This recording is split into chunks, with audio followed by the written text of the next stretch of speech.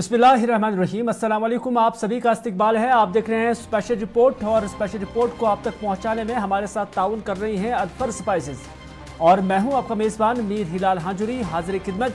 Special report में सबसे पहले जम्मू कश्मीर के सिक्योरिटी सूरत हाल के हवाले से खबर, क्योंकि आपको याद ही होगा कि जहां डोडा के अंदर झड़प और उसके साथ साथ ऑपरेशन या हमला वहां पर चल रहा था और ऑपरेशन भी वहां पर जारी है, सर्च ऑपरेशन जारी है। वहीं पर केरन सेक्टर के अंदर आज एक एनकाउंटर हुआ है और केरन सेक्टर के अंदर इस एनकाउंटर में 2 मिलिटेंटों के मारे जाने की खबर है।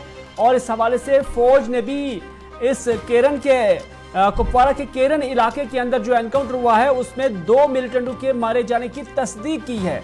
समाजी राब्ता साइट पर फौज ने दोनों मिलिटेंटों के, जिनके बारे में फौज का कहना है कि अनआइडेंटिफाइड है और उनकी अभी शनाख्त नहीं हुई है और गालिबन ये इन्फिल्ट्रेट कर रहे थे, दरअंदाजी की कोशिश में थे और इस दौरान यहाँ पर एक झड़प हुई और इस झड़प में फौज ने दोनों मिलिटेंटों को जाम बहक करने का दावा किया है। आपको बता चले कि इलाके के अंदर ऑपरेशन अभी भी जारी है और फौज न सिर्फ मारे गए मिलिटेंटों से हथियार बरामद कर चुकी है, बल्कि कहीं और कोई मिलिटेंट दरअंदाजी तो नहीं कर रहा है। तमाम सारी चीज़ों पर फौज की नजरें अभी भी मरकूज हैं।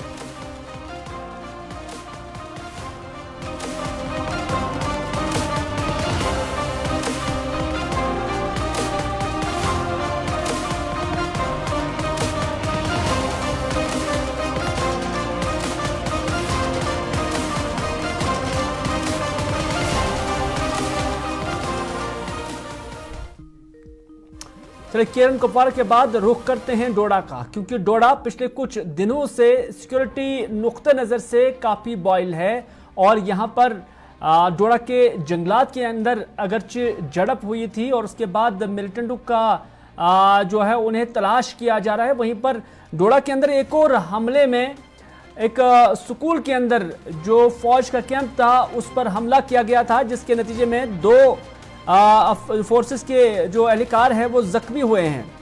रिपोर्ट्स के मुताबिक यह हमला सुबह 2 बजे कास्तीगढ़ इलाके के जद्दा बटा गांव में हुआ है, जब मिलिटेंटों ने फोर्सेस की तरफ से गवर्नमेंट स्कूल में कायम आर्जी कैंप पर फायरिंग की। सोमवार को शुरू हुई झड़प के बाद मिलिटेंटों और सिक्योरिटी फोर्सेस के दरमियान तीसरी मरतबा यहां आमना सामना हुआ, जबकि आज इस ऑपरेशन में अभी दर्जनों विलेज डिफेंस स्क्वाड्स के अरकान हाथों में राइफल्स लेकर भी सिक्योरिटी फोर्सेस की मदद कर रहे हैं। लेकिन खबर यही आ रही है कि यहां से जो मिलिटेंट है वो फरार हो गए हैं।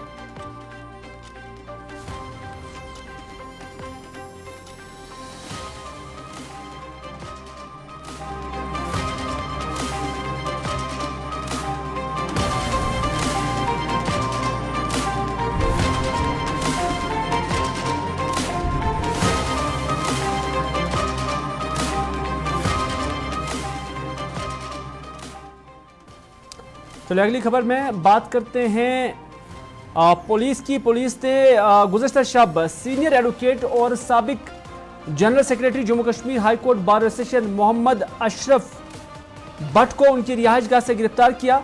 उन्हें रावलपुरा इलाके में वाक़ा रिहाइशगाह से दरमियानी शब गिरफ्तार करके पब्लिक सेफ्टी एक्ट के तहत जम्मू के कोट बिलवाल जेल मुंतकिल किया गया है।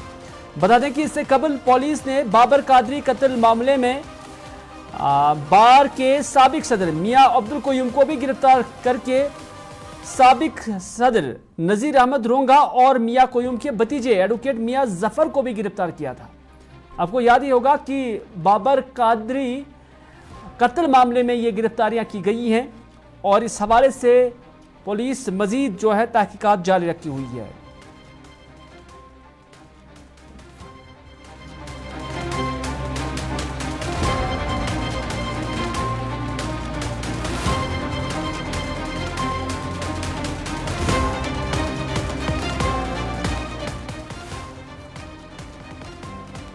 नाज़रीन, आपको याद ही होगा कि हालिया दिनों जो अमेंडमेंट्स हुई हैं, जो तरामीम हुई हैं जम्मू कश्मीर रिऑर्गनाइजेशन एक्ट को लेकर, जिसके बाद सईद मोहम्मद अल्ताफ बुखारी की तरफ से एक प्रेस कॉन्फ्रेंस की गई थी जिसमें उन्होंने सभी रीजनल पॉलिटिकल पार्टीज की तरफ हाथ दिया था और उनसे अपील की थी कि वो कम से कम इस रीऑर्गेनाइजेशन एक्ट की तरमीम के खिलाफ सफारा हो जाएं और मुत्तहिद हो जाएं। और इस हवाले से उन्होंने सभी पॉलिटिकल पार्टी से बशमूल नेशनल कॉन्फ्रेंस और पीडीपी से ये अपील की थी कि इस मामले पर एक हो जाए और अपनी पार्टी भी इस पर लबैक के लिए तैयार है। लेकिन आज गुलाम नबी लोन हांजुरा जो कि पीडीपी के जनरल सेक्रेटरी हैं, उन्होंने सईद मोहम्मद अल्ताफ बुखारी के उस बयान की नुक्ताचीनी की है। और गुलाम नबी लोन हांजुरा का कहना है कि दरअसल जो हालिया दिनों पार्लियामानी इंतखाबात हुए और उसमें जो अपनी पार्टी की हालत हुई है, उसी हालत ने सैयद मोहम्मद अल्ताफ बुखारी को एक बार फिर से उन जमातों को जो पीएचडी का हिस्सा थी उन्हें इस तरह की दावत या अपील करने के लिए मजबूर किया है। गुलाम नबी लोन हांजुरा का यह भी कहना है कि उस वक्त जब पीएचडी बना था 370 के दिफा के लिए, तो उस वक्त अपनी पार्टी ने न उनका साथ दिया बल्कि उसके मुखालिफ भी मुहिम चलाई थी। और हांजुरा ने मजीद क्या कुछ कहा, उन्हीं की जुबानी सुनते हैं। एक बात बताऊंगा कि जब पीएचडी बनी थी तो उस वक्त उसकी मुखालफत हुई थी और उस वक्त अल्ताफ बुखारी साहब ने ये कहा था कि यहाँ जो भी हो रहा है, बीजेपी की सरकार जो दिल्ली में है वो अच्छा काम कर रही है। उन्होंने ये भी कहा था कि मैंने नौकरियां भी वापस लाई, मैंने ज़मीनें भी वापस लाई। और आज हालात ये हो गई है कि जो नए कानून यहाँ लागू किए गए हैं और हाल ही में कुछ दिन पहले जो पावर्स यहाँ दिए गए लेफ्टिनेंट गवर्नर को तो कि जो दावा अल्ताफ बुखारी साहब कर रहा था वो सब खोखले थे। और आज उनको ये याद आ गया कि हम इकट्ठे मिलेंगे। जब हमने एक प्लेटफार्म बनाया था पीएचडी का जिसमें अहम रोल था महबूबा जी का उस वक्त तो वो पीछे रहे और आज वही, क्योंकि उसको ये पता चला है कि पिछले जो इलेक्शन में उनकी हालत हुई, यहाँ बुरी हालत हो गई, वो किसी भी कॉन्स्टिट्यूंसी में, असेंबली कॉन्स्टिट्यूंसी में अपनी ज़मानतें नहीं बचा सके। तो आज उनको याद आ गया कि हमें मुत्तहिद होना चाहिए, इत्तेहाद करना चाहिए। पीडीपी का मौक़िफ़ हमेशा यही रहा है और आज भी यही है कि जो भी 5 अगस्त 2019 को हुआ बहुत गलत हुआ और उसके खिलाफ हमेशा हम जद्दोजहद करते रहेंगे। आज आप कह रहे हैं कि तब उन्होंने मुखालफत की कि हम नहीं जा सकते। नहीं, मैंने ये कभी नहीं कहा कि हम नहीं जा सकते। मैंने ये कहा गुलाम नबी लोन हांजुरा दरअसल आज श्रीनगर के अंदर पीडीपी दफ्तर पर एक तकरीब मुनक्कद हुई थी जिसमें हल्का इंतखाब चाडूरा से ताल्लुक़ रखने वाले मुतअद्दिद सियासी जमातों के वर्करों, खासकर नेशनल कॉन्फ्रेंस के वर्करों ने पीडीपी में शमूलियत इख्तियार की। और इस दौरान ज़िला सदर बडगाम यानी पीडीपी के ज़िला सदर बडगाम और पीडीपी के इंचार्ज बराए हल्का इंतखाब चाडूरा मोहम्मद यासीन भट्ट और गुलाम नबी लोन हांजुरा जो कि जनरल सेक्रेटरी है पीडीपी के, उन्होंने इन सभी वर्करों का, इन सभी नए चेहरों का इस्तकबाल किया। और इस मौके पर मोहम्मद यासीन भट्ट ने जब मीडिया के नुमाइंदों के साथ बात की तो उन्होंने कहा ये जो बढ़ती हो रही है दरअसल ये पीडीपी की जो लहर है वो पूरे जम्मू कश्मीर के साथ साथ चाडूरा के अंदर भी बढ़ रही है, जिसके नतीजे में ये लोग आज पीडीपी के सफ में शामिल हो रहे हैं।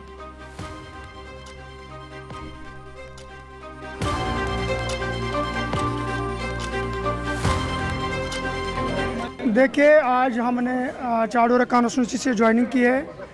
हमारे पास नेशनल कॉन्फ्रेंस के कुछ प्रोमिनेंट साथियों ने आज एक बड़ा जुट लेके यहाँ पे आए, इन्होंने ज्वाइन किया है। तो मुझे पूरी उम्मीद है इंशाल्लाह जिस तरह लोगों का बलबला है और लोग जोक दर जोक पीपल्स डेमोक्रेटिक पार्टी में शामिल हो रहा है।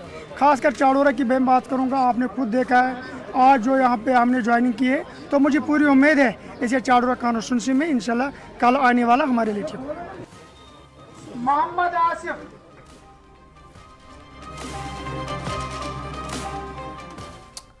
चलिए, इधर पीडीपी के अंदर ज्वाइनिंग हो रही है, शामिल हो रहे हैं लोग, लेकिन पीपल्स कॉन्फ्रेंस को दूसरी जानिब जो है अलविदा किया जा रहा है। ये कौन लोग हैं? ये श्रीनगर से ताल्लुक़ रखने वाले हैं।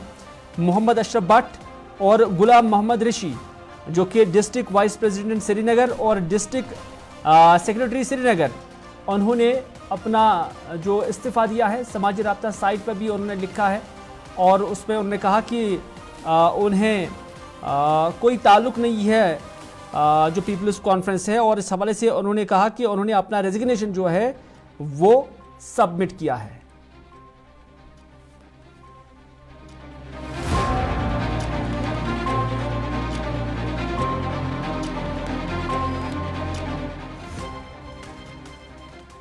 चलिए, ये जो रेजिग्नेशंस आपने देखे जो समाजी राब्ता साइट पर उन्होंने अपने पोस्ट भी किए थे, ये दरअसल उस कंटिन्यूटी का हिस्सा है जो हालिया दिनों खुर्शीद आलम, जिनका ताल्लुक श्रीनगर से हैं और पीसी को अलविदा कह चुके थे, तो खुर्शीद आलम के बाद अब इन दोनों साहिबान ने भी पार्टी को अलविदा कहा है।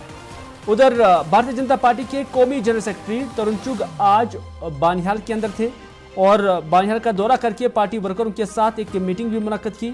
इस दौरान मीडिया से बात करते हुए जम्मू कश्मीर प्रदेश कांग्रेस कमेटी के सदर वकार रसूल वानी पर निशाना साधते हुए तरुण चुग ने कहा कि इनके दौर इक़्तिदार में बानिहाल के अवाम को कोई राहत नहीं मिली है। जम्मू में मिलिटेंट हमलों पर बात करते हुए उन्होंने कहा कि यहाँ पाकिस्तान के मंसूबों को कामयाब नहीं होने दिया जाएगा। जम्मू कश्मीर उन्होंने कहा कि जम्मू कश्मीर पर अब कोई बुरी नजर से नहीं देख सकता है।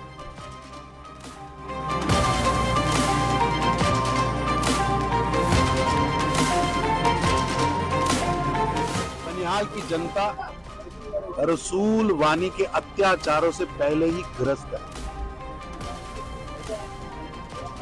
कईयों ने सरकारें बनाई लेकिन बनिहाल का भला नहीं किया। बनिहाल का इस्तेमाल सत्ता में जाने के लिए किया। निश्चित रूप से आज पूरे देश के अंदर पिछले 3 लोकसभा चुनाव में और विधानसभा चुनाव में लगातार कांग्रेस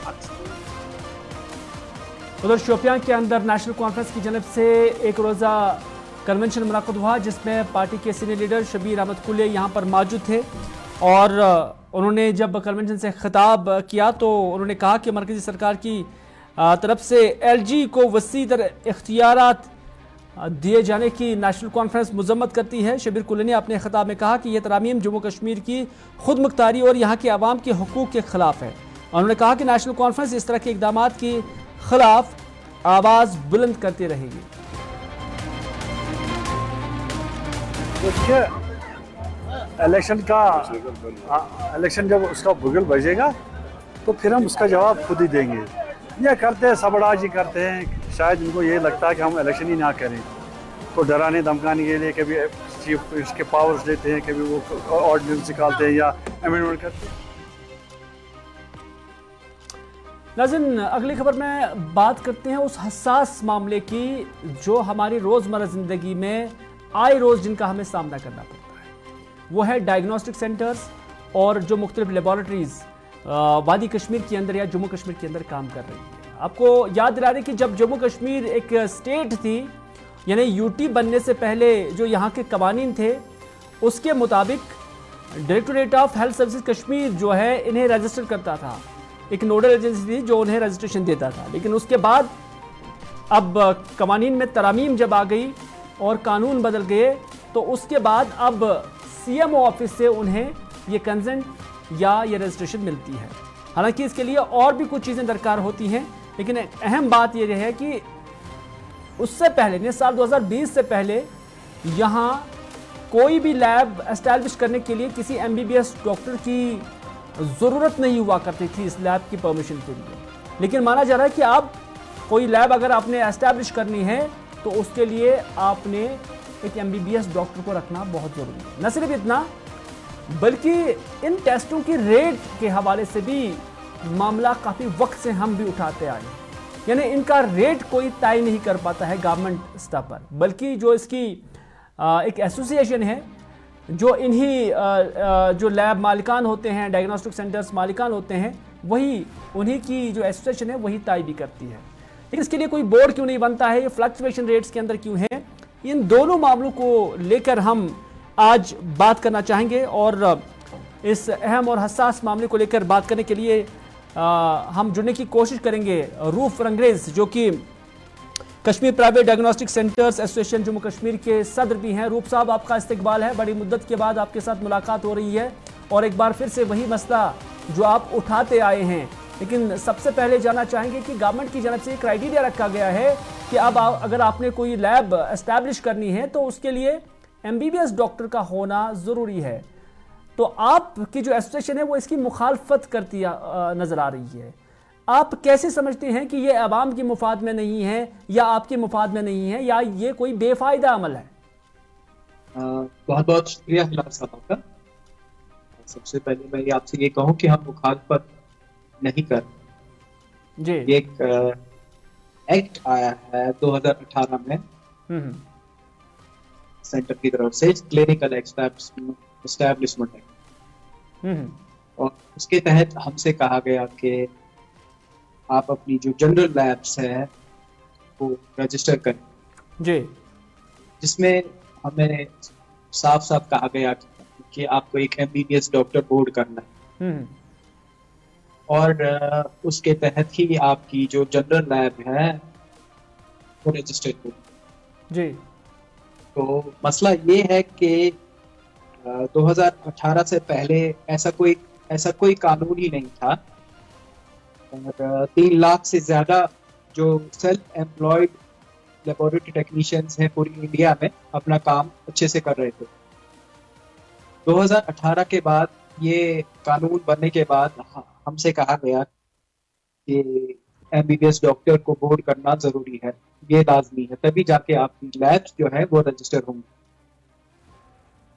तो ये चीज को लेके हर जगह पूरे कंट्री में शोर उठा कि ये कैसे हो सकता है, जबकि ये काम हमें ही करना है, टेस्ट भी हमें ही करना है, टेस्ट रिपोर्ट भी हमें ही बनाना है, और सिग्नेचर अथॉरिटी के लिए हम MBBS डॉक्टर को ये रिपोर्ट कैसे दें। और हमसे कहा गया है कि MBBS डॉक्टर जो है उसको 2 साल का एक्सपीरियंस भी होना चाहिए जी। जैसे आपको भी पता है कि MBBS डॉक्टर अपनी MBBS डॉक्टर सर्टिफिकेट हासिल करने के बाद, अपना MBBS कंप्लीट करने के बाद वो किसी स्पेशलाइजेशन में चला जाता है। तो हमें सब, तो आप ही बताइए कि MBBS डॉक्टर अपना MBBS कंप्लीट करके वो थोड़ी लैब में चला जाएगा 2 साल की एक्सपीरियंस के। और मसला ये है कि 2020 में ये जो एक्ट है इसमें अमेंडमेंट हुआ कि जो भी करीब 5,000 से ज्यादा ये टेस्ट हैं, तो उनमें से 50 टेस्ट एक जनरल लैब को दिए गए जिसकी कोई इंटरप्रिटेशन वगैरह नहीं, जो कि ये तय नहीं करेगी कि इस पेशेंट का डायग्नोस, जो मैं सिंपली मैं आपको बताऊं, ये जो मशीन जनरेटेड रिपोर्ट्स हैं, जैसे कोई मशीन की ट्रेनिंग एक डिप्लोमा होल्डर, एक डिग्री होल्डर को मिलती है, वहां पे वो उसको अपना वो सैंपल जो है उसका जो मशीन जनरेटेड रिपोर्ट है उस पे हम साइन कर सकते हैं जी। ये हुआ इस क्लिनिकल एस्टैब्लिशमेंट एक्ट पे जी। तो हमसे कहा गया कि 50 टेस्ट पे आप टेस्ट कर सकते हैं। तो उसके हमारी एसोसिएशन ने वेलकम किया जो भी अमेंडमेंट हुआ, और ये जो चीज है 20 महीने तक चली। 20 महीने तक चली और इन 20 महीनों में तकरीबन 2 साल की मुद्दत में हमारी लैब्स फिर से टेक्नीशियन की जो सर्टिफिकेट है उस पे रजिस्टर होना स्टार्ट हो गया जी। ये मैं फिर से आपसे कह रहा हूँ कि ये जो अमेंडमेंट में हुआ इस दौरान फिर से जो 2 साल का टाइम था उसमें ये फिर से टेक्नीशियन की सर्टिफिकेट पे, चाहे उसने डिप्लोमा किया हो या डिग्री की हो, उस पे ये रजिस्ट्रेशन हुई। लेकिन ये 2 साल के बाद फिर से एक इस एक्ट में अमेंडमेंट हुआ कि नहीं जी, अब MBBS डॉक्टर रखना लाजमी। और साथ साथ हमें कहा गया कि एक और एक्ट आया कि मेडिकल काउंसिल ऑफ इंडिया ने, जैसे हमें टेक्नीशियंस को पैरामेडिक्स कहा जाता था, हमें मेडिकल काउंसिल ऑफ इंडिया ने एलाइड हेल्थ केयर प्रोफेशनल से नवाजा। एलाइड हेल्थ केयर प्रोफेशनल्स, इसका मतलब ये है कि हम अपना काम इंडिपेंडेंटली कर सकते हैं। ये मेरे पास गैजेट मौजूद है, ये 28 मार्च 2021 का ये जो शाया किया भारत सरकार की तरफ से एक गैजेट है। ये कहता है कि आपको मेडिकल काउंसिल ऑफ इंडिया कि आपको आज अपनी डिग्री के साथ साथ एलाइड हेल्थ प्रोफेशनल से हमें नवाजा गया। जी नहीं, अभी प्रॉब्लम क्या नहीं, अगर आप अभी एमबीबीएस डॉक्टर क्राइटेरिया रखा गया है, क्या उसका काम नहीं है, क्या उससे टेस्ट बेहतर नहीं हो सकता है, या उसका मतलब उसका काम क्या है? आप क्यों अगर उसका इख्तिलाफ करते हैं तो काम उसमें क्या प्रॉब्लम है? हर बारी हमने यही बात की कि एमबीबीएस डॉक्टर का कोई रोल ही नहीं बनता जनरल लेबोरेटरी। एडवांस लैब की बात नहीं कर रहे हैं, एडवांस लैब में हमारे पैथोलॉजिस्ट साहिबान होते ही होते हैं। हम जनरल लैब की बात करते हैं जहां मॉर्निंग में एलएफटी, केएफटी, यूरिन, सीबीसी वगैरह होता है। जनरल लैब वही होगी जो मशीन जनरेटेड रिपोर्ट्स देते हैं? छोटी लैब्स, जनरल लैब्स। ये जो क्लिनिकल एस्टैब्लिशमेंट एक्ट आया, इसमें वही वो छोटी छोटी लैब्स जो हैं उसमें जो मशीनें लगी होती हैं, उसमें आप अपना सैंपल डालते हैं और उसके बाद वहां से रिजल्ट जनरेट हो जाता है। क्या ये उसी लैब के लिए एमबीबीएस डॉक्टर को कुर्सी पे रखना, उससे आप इख्तिलाफ कर रहे हैं? सर वही बात मैं भी कह रहा हूँ, हम बार बार हम कह रहे हैं कि एमबीबीएस डॉक्टर को कोई रोल ही नहीं बनता है जनरल लेबोरेटरी में। अगर कोई 1% भी रोल बनता तो हम सोचते और हम कहीं से भी कुछ भी करके कि ये चीजें मतलब हम एक्सेप्ट करते कि नहीं एमबीबीएस डॉक्टर का होना जरूरी है। बिल्कुल। और तो आपने इस मामले को क्या कंसर्न अथॉरिटीज के साथ उठाया कि आखिर अगर किसी एमबीबीएस डॉक्टर का कोई रोल नहीं बनता है, इसमें मशीन जनरेटेड रिपोर्ट्स आते हैं, ये मशीन को तैयार करना है, एमबीबीएस डॉक्टर का यहाँ कोई रोल नहीं बनता है, तो उनकी तरफ से किस तरह का रिप्लाई या रुझान वहां से देखने को मिला? आपको भी पता है कि हॉस्पिटल्स में भी लैब्स होती हैं, जैसे खुदा ना खाना आप भी कभी हॉस्पिटल का रुख आपने भी किया होगा, वहां भी जैसे पेशेंट एडमिट होता है तो उसको बेस लाइन टेस्ट के लिए कहा जाता है जी। तो हम पेशेंट को हाथ में सैंपल देके वो लैब की तरफ रुजू करता है जी। वहां पे वो कहते हैं तो आधे घंटे में या 1 घंटे में आपको रिपोर्ट्स होता है। वहां कोई एमबीबीएस डॉक्टर नहीं होता है, वहां पे कोई रिपोर्ट साइट एमबीबीएस डॉक्टर की तरफ नहीं है। अगर गवर्नमेंट हॉस्पिटल्स में हमें एमबीबीएस डॉक्टर का साइन नहीं है, जब आप एमबीबीएस डॉक्टर्स नहीं रख पा रहे हैं, तो हम अब खुदारा आप हमें बता सकते हैं हम कहां से उनको बोर्ड तो रूप साहब ये भी खबरें आ रही हैं कि कुछ लैब्स जो जनरल लैब्स हैं, जो छोटी छोटी लैब्स हैं, जो यहाँ पर एस्टैब्लिश हुई हैं और जिनने अपने डॉक्यूमेंट्स में दिखाया कि फलाना एमबीबीएस डॉक्टर हमने असाइन किया है, माना जा रहा है कि इससे भी करप्शन बढ़ रहा है। क्या ये बात है कि उन्हें एक फी दिया जाता है, वो अपना डिजिटल सिग्नेचर वहां पे रखते हैं और खुद दूसरी जगह पर काम करते हैं, उस लैब में कभी आते नहीं है? एमबीबीएस डॉक्टर का रोल ही नहीं का ये बंद रहा। ये बात हमने बार बार एडमिनिस्ट्रेशन को भी बताई, लेफ्टिनेंट गवर्नर सर को भी बताई, हम उनसे मिले, डायरेक्टर हेल्थ सर्विसेज को भी बताया, उनको भी पता है कि एमबीबीएस डॉक्टर का कोई रोल ही नहीं बनता है जी। फिर उनको बोर्ड करने या उनके जो चार्जेस है उस पे बाद में बात होती। पहले हमें देखना है अगर हम कोई आदमी ला रहे हैं तो उसका कोई रोल बन रहा है कि नहीं बन रहा है। जैसे आप माशाल्लाह अपने स्टूडियो में बैठे हैं, आपको कहा जाए कि आप यहाँ पे इंचार्ज रखिए एमबीबीएस डॉक्टर, आप भी बोलेंगे कि एमबीबीएस डॉक्टर को मुझे यहाँ पे क्या करना है। रूप साहब चूंकि वक्त कम है, जानना चाहेंगे कि हमेशा जो लैब्स हैं या डायग्नोस्टिक सेंटर्स है, वहाँ पर जो टेस्ट किए जाते हैं उनके रेट्स हमेशा फ्लक्चुएटेड देखे जा रहे हैं। किसी लैब में किसी टेस्ट का 100 रुपये लिया जाता है और दूसरी लैब में उसी टेस्ट के 200 या 250, 300 भी जाते हैं। तो ये फ्लक्चुएशन क्यों है? आम लोग भी परेशान हैं। क्या इसमें स्टैंडर्ड्स में कोई फ़र्क होता है या टेस्ट रिपोर्ट में कोई फ़र्क होता है जिसकी वजह से ये फ्लक्चुएशन रेट्स के अंदर है? और सरकार के साथ भी क्या आपने ये मामला उठाया कि कोई स्पेसिफिक रेट लिस्ट बनना चाहिए? एसोसिएशन की तरफ से हर टाइम सरकार की मतलब हमारा ताउन सरकार को है। हम बार बार बोल रहे हैं, मीडिया के मतलब वसादत से भी उनको बोलते हैं कि हमें बिठाया जाए और एक रेट लिस्ट फ्रेम हो। ये हम हर साल या हर प्रोग्राम में अपने में बात करता हूँ कि जी। पेशेंट्स की बेहतरी के लिए और हमारी बेहतरी के लिए भी एक रेट लिस्ट फ्रेम होना चाहिए। जी। हमारा ताव सबके साथ है, एडमिनिस्ट्रेशन के साथ है, हमारे हम बोर्ड में एक हमें भी बिठाया जाए जी। और एक रेट लिस्ट हो जिसमें आम आदमी को भी फायदा पहुंचे और साथ ही साथ उसमें हमें भी फायदा है। जी। जब कोई रेट फिक्स होता है, एक मुकर्रर होता है, तो फिर उस रेट पे काम करने का फायदा हमें भी है और पेशेंट्स को भी। तो हमारी तरफ से पूरा ताउन है एडमिनिस्ट्रेशन। लेकिन अभी आपकी एसोसिएशन ही ये रेट्स तय करती हैं, तो फिर क्या वजह है कि फ्लक्चुएशन अभी भी है?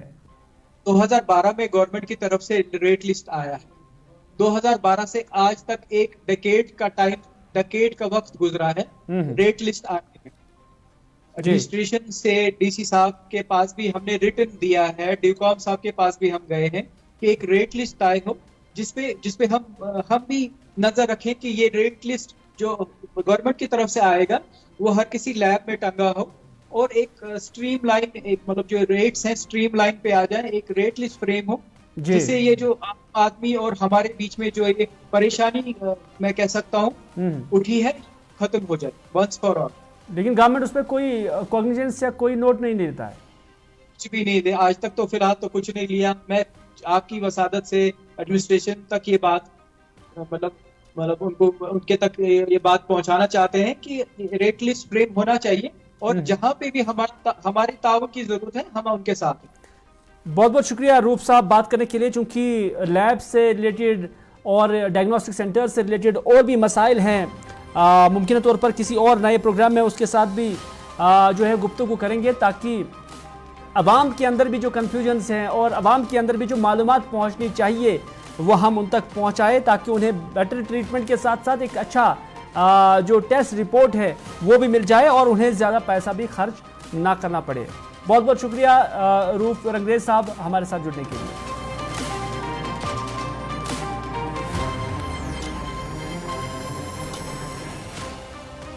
चलिए, हम उस शहर में रहते हैं जहां किसी भी चीज़ की जो रेट है उसे तय किया जा सकता है, लेकिन जो इंसान की सेहत के साथ जुड़ा हुआ चीज़ है, चाहे टेस्ट हो, चाहे ये डायग्नोस्टिक सेंटर्स हो, टेस्ट लैब्स हो, वहाँ सरकार रेट तय करने से जी हाँ कोई कदम नहीं उठा रही है।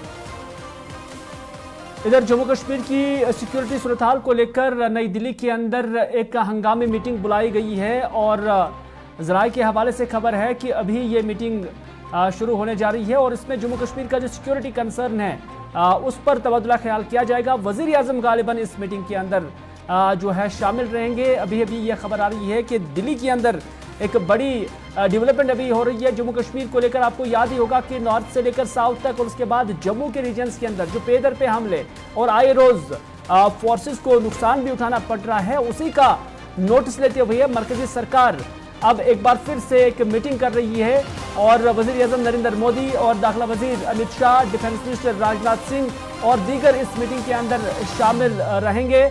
और गालिबन ये मीटिंग अभी चल रही है और इसमें जम्मू कश्मीर की जो मजबूती सिक्योरिटी सूरत हाल है उस पर गुफ्तगू की जाएगी कि किस तरह से ये मिलिटेंट एक्टिविटीज़ जम्मू कश्मीर के अंदर बढ़ चुके हैं।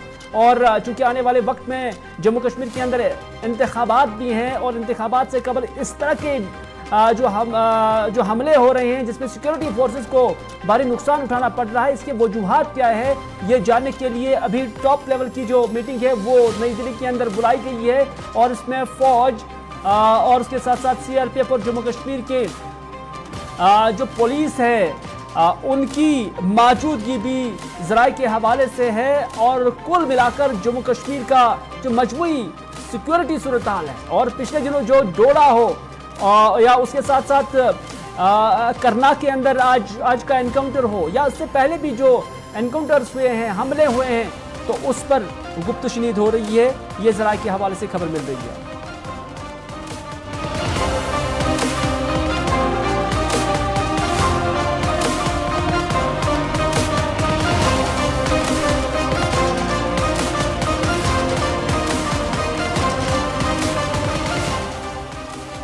तो नाज़रीन, ये था आज का स्पेशल रिपोर्ट। इसी के साथ दीजिए अपने मेज़बान मीर हिलाल हांजुरी को आज का स्पेशल रिपोर्ट यहीं पर इख्तिताम करने की इजाज़त, इस वादे के साथ कि अगर ज़िंदगी रही तो आपसे फिर होगी मुलाकात। तब तक के लिए अल्लाह निगहबान।